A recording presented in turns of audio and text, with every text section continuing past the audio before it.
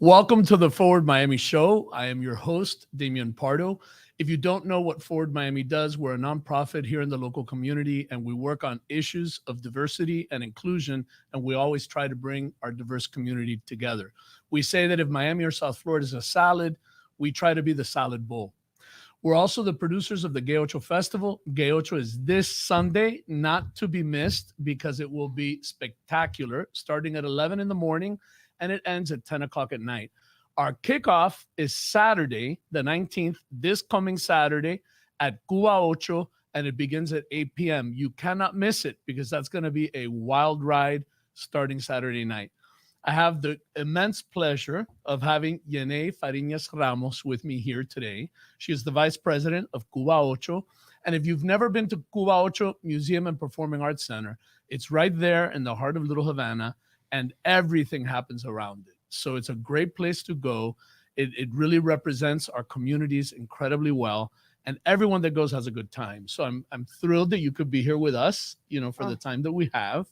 And before we talk a little bit about everything that you and your husband Roberto are doing in the Cuba Ocho Center, can you tell us a little bit about you, like how you got here, how you got to Miami, how long have you been? And Well, thank you for being here.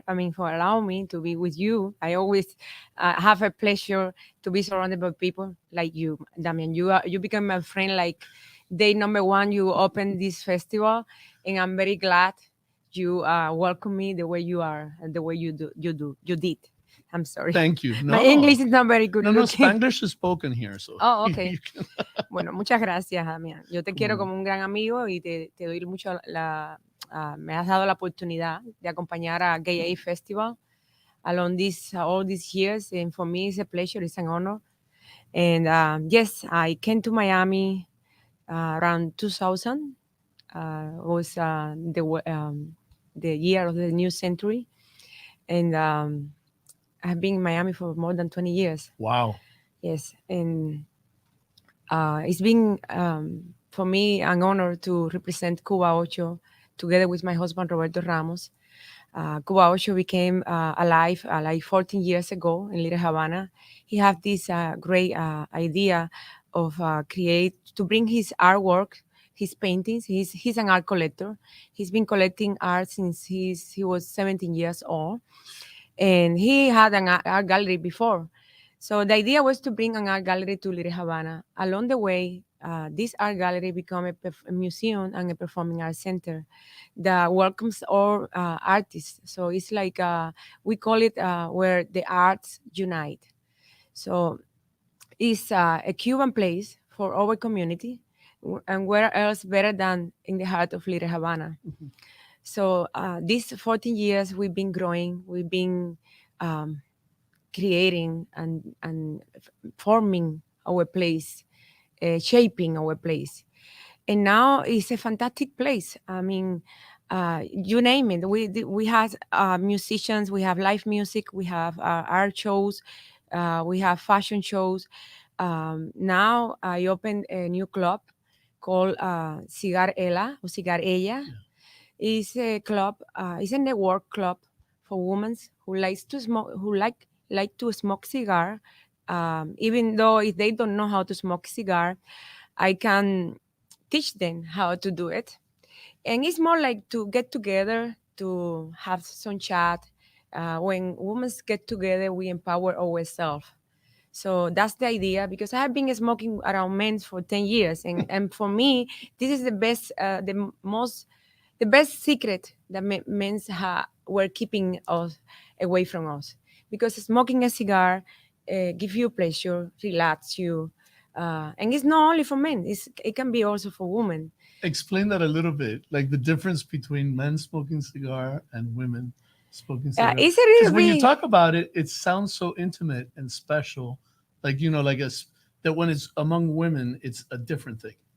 yeah, that's my idea, to be surrounded by women that we can enjoy a cigar. I mean, when women are smoking cigar, men get a little bit intimidated, also intrigued or intrigados, Intrigued. Yeah, intrigued. intrigued. And yes, for women that wanted to enjoy and have that experience, I am there for them. every Thursday at 8 p.m., 8 to 11.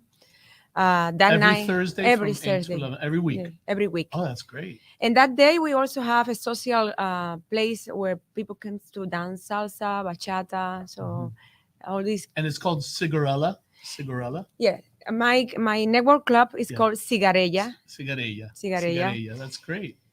And I don't know. This probably I have many ideas with Cigarella. We are creating a Let new me ask you, brand. what is it that people don't know? Like, what are the first things you try to teach someone about the cigar, or a woman that comes to you about a cigar? Well, first, cigar. peop- so many women came to me. Oh yes, I smoke cigar, but it made me dizzy. It made me sick.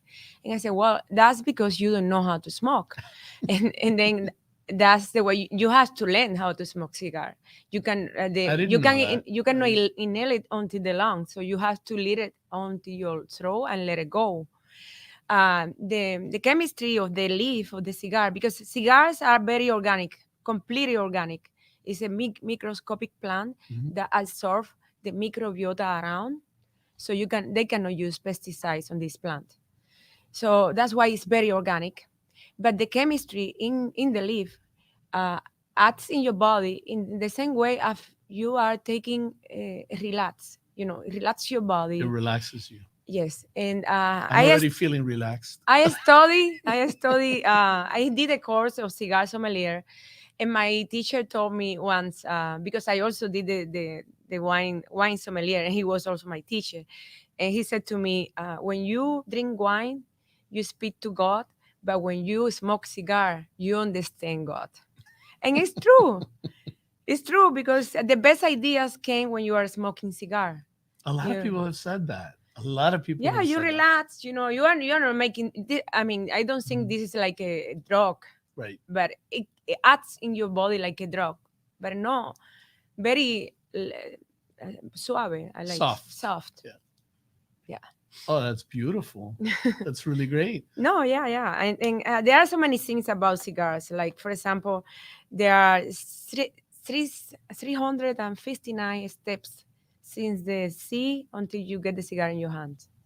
359 Yes, steps it goes steps. through. Yes, a Wow. process of A process. elaborating the cigar. Since And they plant the seed I know that you're going to be doing some of featuring the cigars with the kickoff on Saturday, right? on Saturday and Sunday. As and Sunday, we're planning to do that around 4 p.m. We're gonna And be tell us a little outside. bit about starting kind of in order. Tell us a little bit about the kickoff on Saturday, what you're Yeah, planning. you made me to do this. I'm being very stressed about this, but I have been surrounded by great people helping me and working together, like Miguel Ferro. He's a Mhm, artist producer, mhm. and I called him, and he said to me, right away, I'm here with you, and we're gonna have a great production. You pushed me to open a Cuba Ocho rumba stage, and we're gonna be at A Street and Feasting Avenue, and it's all about the identity of Cuba. So I know your festival is gonna be for everybody, but we wanted to bring what's Little Havana. Yeah. So that corner, that street, Feasting Avenue, is gonna be all about Cuba, a Cuban experience. Yes. So kickoff party is gonna be Yeah. on Friday at 8 p.m. on Saturday. Saturday, February 19th. February 19th Yes, and at 8 p.m. at 8 p.m. We're gonna be finished at 12 noon p.m. a.m. Sorry, and we are gonna have a lot of salsa studios that are gonna be So like dance studios. dance studios are gonna do a show before Nick and Taya is gonna be And they're fantastic. playing, and Nick and he's Taya, fantastic. yeah. Yes, he's one of the great musicians now playing in Yeah. Miami. He plays timba, Yeah. which is really Cuban music. Explain that to people. They've never heard timba. Well, So timba is a fusion of all instruments together. Have a lot of. I mean, he's played me once, and I was really amazed. But timba is the origin of every salsa movement. That's the main, from what I understand, where everything came alive, and it's very hard to do it because they need to have a lot of musicians playing at the same time. a lot of metals. Yeah. So, and you need to have a very great voice to be here Yeah. among all these And he does. instruments. He does. And yes, he's doing a great job. He have a lot of followers, and it's a great night for him to open the show. And then on Sunday, the day of the festival, we're gonna open at 11 a.m. with a master class of Zumba. So you're having a Zumba class. Yes, we're at gonna have 11. a master class of Zumba in That the sounds streets. great. It sounds great. I have a lot of zumberos, which they are amazing. I have Rosy Ramos, which is my daughter. Yeah. She's Uh, incredible. She is incredible.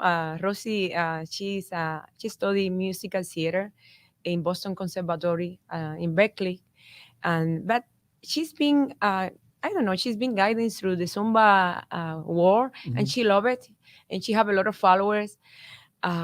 So she's also Alain Guerra, which is also very important. Betsy Dopico, she have been working a long way with Beto. Beto was the one who created Zumba, and so there are a lot of more people, like six instructors are gonna be teaching that day. So 2 hours. It's gonna be a great master class. And after that, the whole day is gonna be we're gonna have Daima Diamante, Yes. which is Who's wonderful. She's an amazing wonderful. singer. She's wonderful. Well, she was in the gala. Yeah. And she's part of Cuba Ocho, so I cannot miss her. Yeah. She has to be opening the day of the festival, and then after that I have Julito Montalvo, also a great musician. He has a great band. Julito has been playing among one of the best artists in the world, and we are very lucky to have him in Miami. And then we're gonna close the evening with Timba Live. Also, Timba Live, many people know this band, but Timba Live is the perfect band to close the night. And they also play timba. And after that, we're gonna have the float. The float. The float. Yeah, I'll talk a little. You're gonna talk about that a little bit. I'll talk a little bit about it. I think what I love, first of all, is that you clearly talk about the fact that this is a Cuban experience that you're creating. It's amazing, right? Because we have not had a truly authentic, big Cuban experience as such at the festival, and everybody needs something to go to. So that's why this festival, for us, it's very important to give different experiences, so people can come from wherever they come from, but find something that appeals to them. So that's why I thank you a million times over for doing what you're doing, because the only way you can be diverse and inclusive is by having people like you that are willing to put in the love, the work, and the commitment, because it takes all of those to pull it off. You know, this year, the festival is called Libertad Festival because we felt it was so important for the whole community in South Florida to understand what's happening in Cuba, because so many hundreds of thousands of people here are affected intimately, you know, whether they have relatives that are in jail or relatives missing, or, you know, they're supporting two homes, one there, one here, and trying to help their family as much as they can. It's really very traumatic for hundreds of thousands of people. And to feel like that no one understands what you're living, which is so traumatic, is always a little, you know, disappointing or divisive in the community. So that's why this year we picked that theme. But at the end, we have always a float that comes from one end of the festival and it closes. It goes to the other end. And that marks the end of that year and the opening for the next year. And so this year, we are trying to raise those voices in Cuba. So a lot of our signs say SOS Cuba, Patria Vida, democracy, freedom. So people at least maybe get an intellectual curiosity to learn a little bit more about this struggle in Cuba that's been going on for 62 years, which has risen up recently, last July, and is really trying to be heard to maybe bring about some change. But it's also a lot of fun to be on that carroza, because people don't know what a comparsa is, but a comparsa is a street dance. And we do that street dance all the way from one end to the other. I was hoping you could talk a little bit about what the comparsa is and why it's Cuban and why it's important. Well, comparsa, I mean, they have been doing that in Cuba, well, before Castro. After Castro, that was gone. But or to what I hear. But every Cuban knows how to do it, even if they're young. So, of so course, how? because it's in our blood. Cubans used to celebrate every year in Havana and also in another part of the countryside. But this been gone, and it's part of our identity. So the Carnaval de Carroza is going to be fantastic to be part of the show. We wish that other businesses in Little Havana get together and they have their own float. That would be amazing. That would be amazing. But That's a goal. That's a goal. That's our goal. Yeah. We talked this since the first year you did the festival, and that's our goal. To unite the community, to unite the businesses, to come together as one community. And just so you know, we do go to all the businesses and we do ask every single business, and we want to uplift them, because part of our mission is to help that community do better, bring more people, open up Little Havana, have people learn more, exchange more. And you guys are always the ones that are there, 100%. So well, I like being part of my community, to help my community in every way possible I can. That's my goal, and my husband too. And I'm being very blessed that you allow me to do all of these things with you. But telling to the businesses around my business that if they do that, to come together with us, that would be great. Not only because they're gonna have a lot of publicity for their own business, but also because they are gonna apport more to our community, to our Little Havana. We cannot let Little Havana die. We have to lead up Little Havana more and more every time we can. And why do you feel that there's a threat of Little Havana dying? Like what? I don't know. Sometimes I feel like some Little Havana. I prefer to say I prefer a Little Havana with businesses helping each other. That's my vision. That's what I would like to see in Little Havana, because when we are together, things are gonna be better. Yeah. And no, unfortunately, no all the businesses in that way. But I think also the pandemic. I know that several of the businesses closed during the pandemic. Yeah. I know there's also gentrification where prices are increasing, and it's getting harder to keep a business there. And so struggling, I think, to keep that identity is really hard. It is really hard. But we cannot let Little Havana die. We have to keep Little Havana. We have to keep our identity, because that's what tourists come to look for. That's what our fathers and grandfathers. And that's what, we want to leave to the next generation also, a piece of that identity, so they can learn where they came from, what the values, were. Yes. Yeah. And this year. What are you going to wear on La Carroza? Because you're going to be on La Carroza. No, this year I'm going to go easy. I'm going to go with my Patria y Vida t-shirt, because this is about Cuba. Yeah. This is about the freedom of our imprisoned Cuba for so many years, for 62 years. And that's what we are fighting for. And that's why this year we dedicate the festival to. So I'm going to have dancers with feathers and stuff, but me, forget it. Only a pair of jeans and a t-shirt saying Patria Vida. Wow. Because your costume is always spectacular. And you look great, and you always have amazing with the feathers and red, white, and blue. And well, I support my LGBTQ community, and that's why they wanted to see on me, and I do it, of course. Yeah. I am happy to be like that, to be part of them and dress like a very folkloric way. Yeah, no, that's wonderful. And we have different, centers also that are doing some, different talent. We have Wigwood.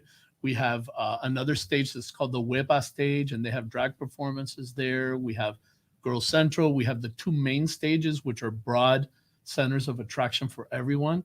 So I really think there's something there for everybody. And of course, and we had, for the first time, we had the fashion show. Yeah, oh my God, how can I forget that? Yes. Which is amazing. And Jazz Gonzalez has been doing a great job with the Cuban scene. I mean, her clothes is about freedom, and it's about Cuba. And she's a fantastic person. She And is. And I think for a lot of people, like if when they go to this, they really are going to another country. They really are getting an experience that they didn't have to pay a plane ticket for. They didn't have to pay a hotel. They didn't have to figure anything out or wear a mask to get there. That they can just come, be in the open air, be as comfortable. If they like to wear a mask, wear a mask. If they don't want to, whatever, however they feel comfortable. That's why we always use the hashtag Live Your Story Here. Just come and have a good you time. know what I saw in the Gay A Festival is, for me, it's an elegant festival. Mhm. There are a lot of people that come that are different, and they take care of our community. They take care of our streets. They don't get drunk or do messy thing around. No, Yeah. the other way around, and that's what I like of Gay A Festival. Yeah. Apports a lot to our community. Yeah, I do. I think it does support a lot and it helps people and it helps businesses and it even helps them because they're getting an experience that maybe they didn't expect. They saw some people that maybe they wouldn't be around. They saw some food, heard some music that they probably would never turn a station, to listen to. And what amazes me is when people leave, they always say, I left and I felt hopeful. And I'm like, what do you mean hopeful? They're like, there were so many different people there and yet it felt good. Yes, it didn't feel bad. It we felt always good. have a great time. We do. We do. And what about Cuba Ocho? What about now after the festival? You talked a little bit about some plans that you had, some things that you wanted to develop. Well, yes, Cuba Ocho is trying to keep the doors open to the public, giving our best, Mhm. creating new events every day. Now we're gonna have something new from March. It's gonna be on Wednesday. Rosie, my daughter, she's creating that idea. She wants to give an experience. she's very passionate about that, and she comes to me and saying, Jenny, I have this idea and this and that, and I say, oh my God, it's gonna be great. But along the side, I wanted to do a happy hour, a gay happy hour On that on the Wednesdays. same day. Oh, cool. So, and that would be great Yeah. to, because that's what we're trying to do to Bring inclusion. different exactly. Bring different groups and come and mix and yeah. Exactly. And That would be I didn't have any fantastic. space in Cuba Ocho for my LGBTQ community, Mhm. and I'm gonna open a space for that. Oh, that's awesome. And That's really good. I have this great idea for And you're not ready to tell us the idea? well, the idea is that Rose is gonna do this experience. Mhm. It's a dance experience. Oh, She's very gonna come to the table. She's gonna teach how to dance. She's gonna for right now she's having a DJ, but in her future she wants to bring a band, a live band. yeah. So and then the gay happy hour will be from 8 to 10. After. No, together. Together. So they can It's be funny there. that you say that because in Miami, there is an absence of places for people who are LGBTQ to hang out that are not, it's not specific. It's just to have a drink among people that you're comfortable with. And they don't have to be LGBTQ.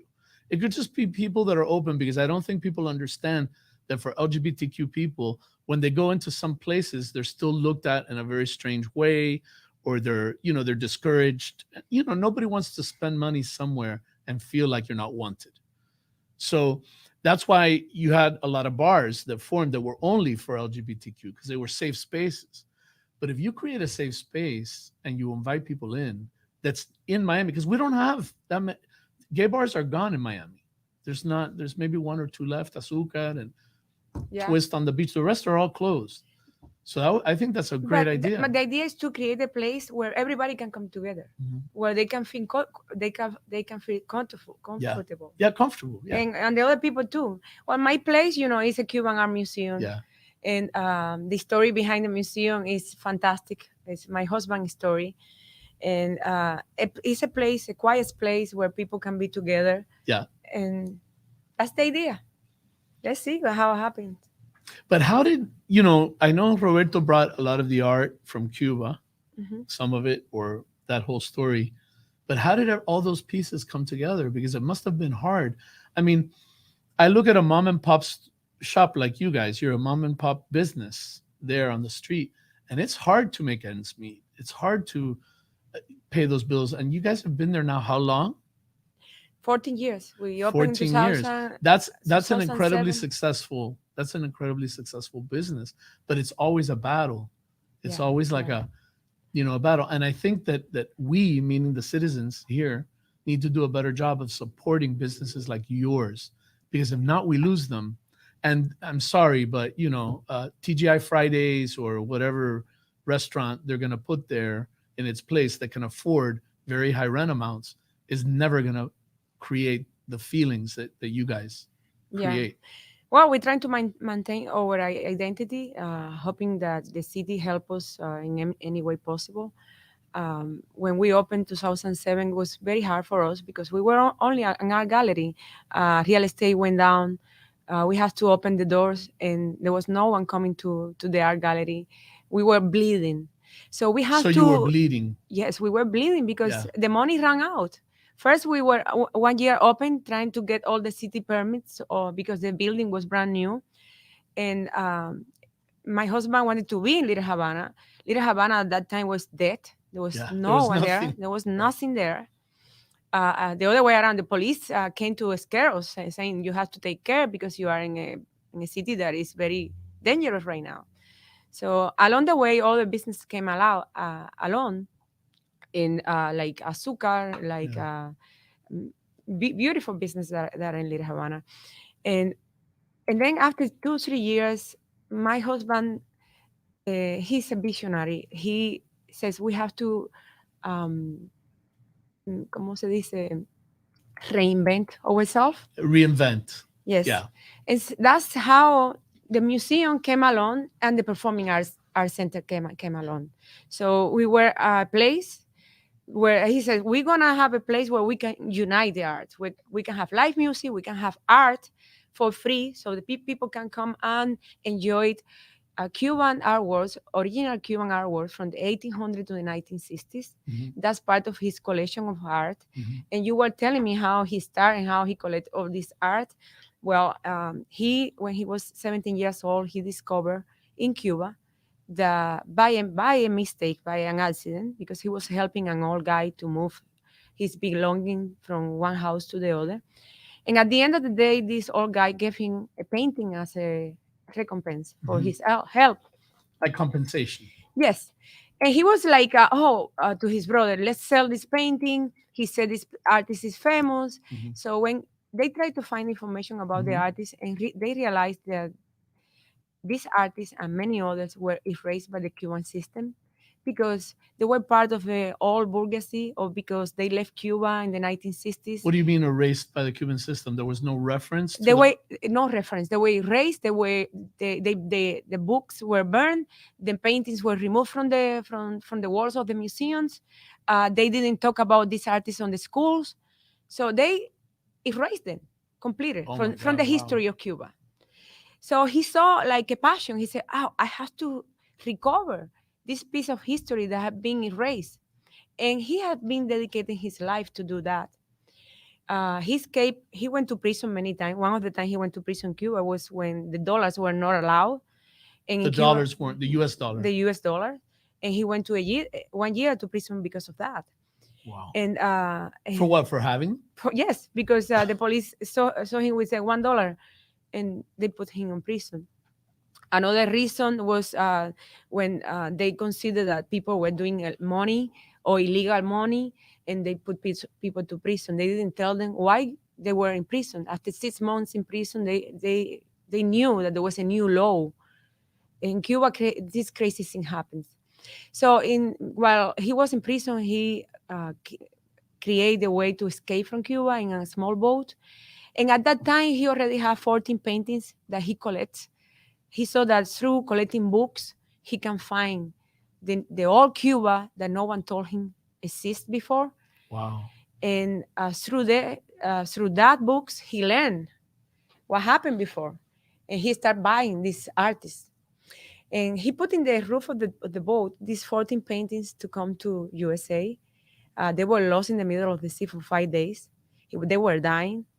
And he says in a always very in a sentimental way that when the Coast Guard rescued them, that was the best day of his life Wow. for 3 reasons. They saved his life. he came to the land of freedom, and for the first time, someone read his rights. He knew he had rights. Before that, he didn't know that So he had somebody rights. read him Yeah, when his they rights. read, they got you and they took you to prison. They have to read the Miranda rights. They have to tell you you have the right to come inside. So for him, that was like, really, I have rights in Cuba. Wow. That no one said to me that I have rights.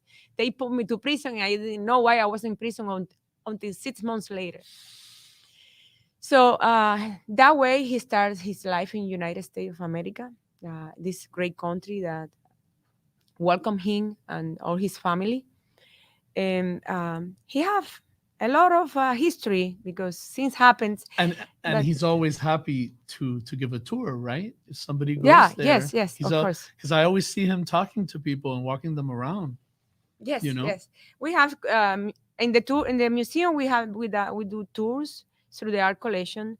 We do rum tastings also, whiskey. Rum tastings, cigars, Yes, wonderful tours. yes. So the end is that people have got to go to Cuba Ocho and meet you and meet Roberto. Mm-hmm. I can attest to the fact that it's a very, very special place. I love going there personally, and I welcome everyone just to take a short trip or a long trip and get there. And I promised you we would run out of time very quickly. So we ran out of time, but Saturday, everyone is invited. Come, Cuba Ocho, Saturday, 8 o'clock at night. That is the kickoff for Gay Ocho, which is the next day from 11 in the morning till 10 o'clock at night. And we all look forward to seeing you there. Thank you very much and see you next week. Thank you.